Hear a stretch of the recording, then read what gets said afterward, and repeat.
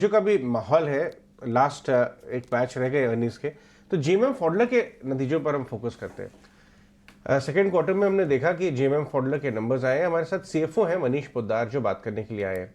मनीष, पहले सेगमेंट्स और ज्योग्राफीज की बात कर लेते हैं। हमने देखा कि किस तरह का डिस्ट्रीब्यूशन आप देख रहे हैं, क्योंकि आपका जो मेन कारोबार है वो केमिकल बिजनेस से आता है, राइट? और केमिकल्स ओवरऑल थोड़ा सा एक डाउन साइकिल में, तो असर आपको भी हो रहा होगा, लेकिन आप बताएं।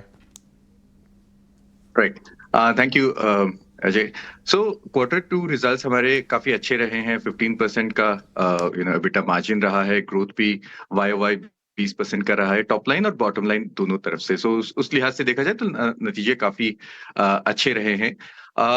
जो आपने केमिकल सेक्टर की बात की, बिल्कुल, तो आई थिंक इसमें दो बातें हैं। पहला, दैट चाइना प्लस वन और इंडिया ग्रोथ स्टोरी, ये लॉन्ग टर्म कॉन्सेप्ट्स हैं और ये definitely there here to stay. So वो long term philosophy definitely intact है।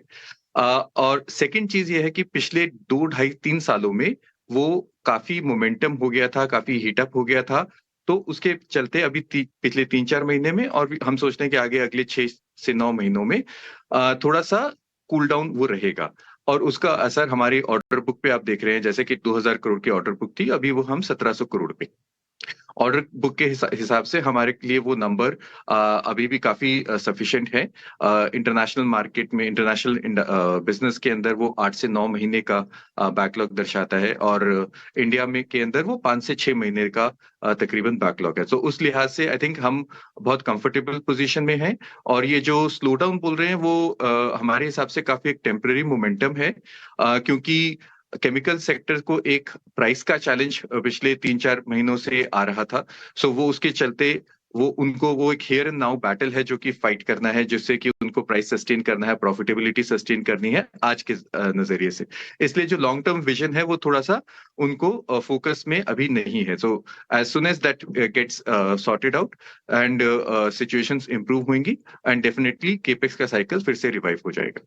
ये आपने बहुत बढ़िया बात की, क्योंकि मैं आपसे जानना चाहूंगा, आप एक लीड इंडिकेटर हैं केमिकल साइकिल के लिए, और किसी को भी इस बात का संदेह नहीं है कि इंडिया में केमिकल की स्ट्रक्चरल स्टोरी तो एकदम तेज है, क्योंकि हमारी केमिस्ट्री स्किल्स बहुत अच्छी हैं, रॉ मटेरियल और मैनेज अच्छा होता है, और लोग वाकई में हमारे साथ ज़्यादा कारोबार करना चाहते हैं चाइना से निकल के। बट नियर टर्म में, क्योंकि सप्लाई ग्लट थी, प्राइस कट कर रहा है, वॉल्यूम ज़्यादा बना रहा है चाइना, तो इश्यूज आ गए।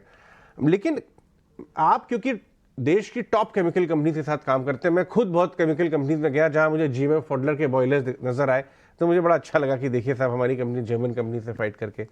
लेकिन मैं जानना चाहता हूं, इस साइकिल के कौन से फेज में है हम? आपको लगता है 50% ऑफ वर्स्ट हो चुका है, या अभी भी आगे 70-75% टनल बाकी है डाउन साइकिल की, या आप कह सकते हैं कि 75% वर्स्ट हो गया है, थोड़ा डाउन साइकिल और चल सकता है, 20-25% वहां से रिकवरी? क्योंकि आपसे कॉन्वर्सेशंस तो सारी कंपनीज करती होंगी अपने 2 से 4 साल आगे की। सो आई थिंक ये क्वांटिफाई करना तो बहुत मुश्किल है, बट ब्रॉडली हमें लगता है कि इस फाइनेंशियल ईयर के एंड तक या मे बी मैक्सिमम Q1 तक ये मोमेंटम वापस आ जाना चाहिए। तो 6 से 9 महीने का एक पीरियड हम सोचते हैं कि जहां पे कि डिसीजन मेकिंग प्राइमरली थोड़ी सी डिले हो गई है। जो जो केपेक्स आपको लगता था कि अगस्त सितंबर में अप्रूव हो जाएगा, वो शायद अभी नवंबर दिसंबर तक पोस्टपोन हो गया है। सो वो एक 3-4-6 महीने का एक पीरियड है जहाँ की ये चीजें एक्सटेंड हुई हैं। बट आई थिंक हाँ, 6 से 9 महीने के अंदर ये सब चीजें इंप्रूव हो जानी चाहिए, and then we should be back to normal. 3 quarter में चीज़ें नॉर्मलाइज हो जानी चाहिए, ये आप हमें यहाँ बता रहे हैं, ठीक है। एक चीज़ और समझना चाहेंगे, क्योंकि पटेल फैमिली जो है एडिशनल 1% स्टेक खरीदने वाली है जेएमएम फॉडलर से, फॉडलर इंक से। एक बार इस ट्रांजैक्शन प्रोसेस के बारे में भी आप हमें बताएं।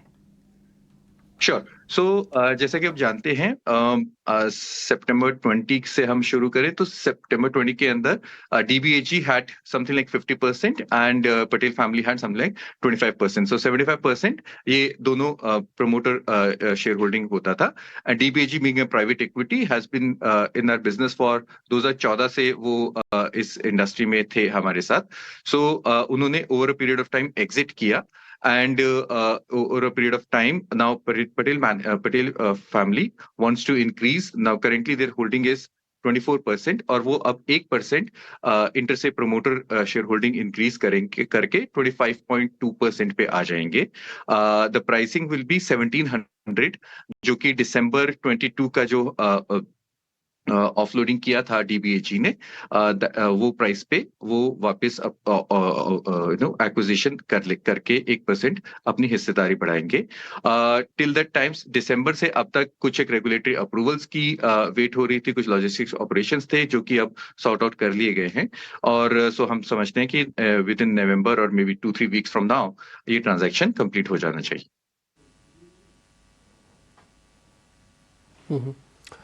मनीष जी, एक छोटा सा पॉइंट और है, अभी आप कैपेक्स की बात बोल रहे हैं कि थोड़ा डिले हुआ, ये एक्चुअली में कैपेक्स है कितना करना चाहते हैं? नहीं, केपेक्स केमिकल इंडस्ट्री का डिले हुआ है। हमारा तो केपेक्स, आई थिंक अगर आप हमारे केपेक्स की बात करें तो हमने एक तो पिछले 3 सालों में काफी केपेक्स कर लिया है। ब्राजील, इटली और जर्मनी के अंदर नए प्लांट्स लग चुके हैं, चाइना के अंदर नए प्लांट लग चुके हैं, ब्राजील में नया फर्नेस लग चुका है, यूएस में नया फर्नेस रिवैम्प हो चुका है। हमने वतवा फैसिलिटी इंडिया के अंदर नया एक्वायर कर लिया था, और करमसद के अंदर भी फैसिलिटी नई के अंदर फर्नेस एक्विजिशन हो गया था। सो केपेक्स हमारे पास तो पूरा है। मैं केमिकल के केपेक्स की बात कर रहा था कि जो कि हमारा अभी जो 1700 करोड़ का बैकलॉग है वो कंफर्टेबल है, और आगे हम इसको बढ़ता हुआ देखेंगे।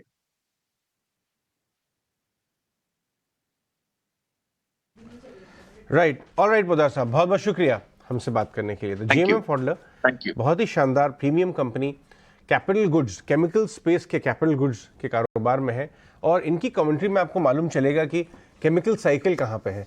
तो जैसा कि वो कह रहे हैं कि डाउन साइकिल के बावजूद उन्होंने अपना कैपेक्स कम नहीं किया है, लेकिन हाँ, क्लाइंट्स ने जो है इनके कहीं ना कहीं थोड़ा कैपेक्स कम किया हुआ है, बट उन्हें लगता है 6 महीने में चीज़ें रिकवर हो जाएंगी।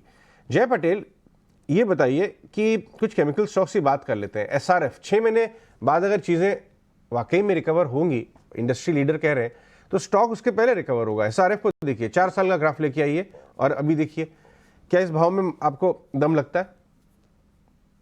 इवन ये स्टॉक में एसआरएफ की बात करता हूँ, मंथली या इवन वीकली चार्ट पर भी देखे तो स्ट्रॉन्ग कंसोलिडेशन चल रहा है। ज्यादा कुछ ये स्टॉक ने अपसाइड डाउनसाइड कुछ दिखाया नहीं है, रेंज बाउंड है। तो यहाँ से डेफिनेटली केमिकल सेक्टर में मुझे लगता है रिबाउंड आने वाला है। 1-2 साल में I guess it would be booming sector. So chemical में अगर बाय करना तो एसआरएफ, ये सब स्टॉक्स काफी अभी एक्यूमुलेट स्लोली स्टेडीली करने चाहिए। एक साथ तो मैं रिकमेंड नहीं करूंगा, बट थोड़ा थोड़ा करके ये स्टॉक्स को अपने पोर्टफोलियो में ऐड करना चाहिए ये भाव पर, और कोई भी डीप मिले तो ऐड डेफिनेटली करना चाहिए। कंटिन्यूसली ये स्टॉक 100-डे मूविंग एवरेज को वीकली चार्ट पर सस्टेन कर रहा है और उसके ऊपर ही ट्रेड कर रहा है, तो प्रॉब्लम मुझे कुछ नहीं लग रहा। यहाँ से ब्रेकआउट आएगा अराउंड 2400 का, तो मुझे लग रहा है ये स्टॉक में वापिस से हम 2865 के लेवल्स आते हुए देख सकेंगे। So SRF would be buy on dips, और एक्यूमुलेशन अभी के भाव से डेफिनेटली कर सकते।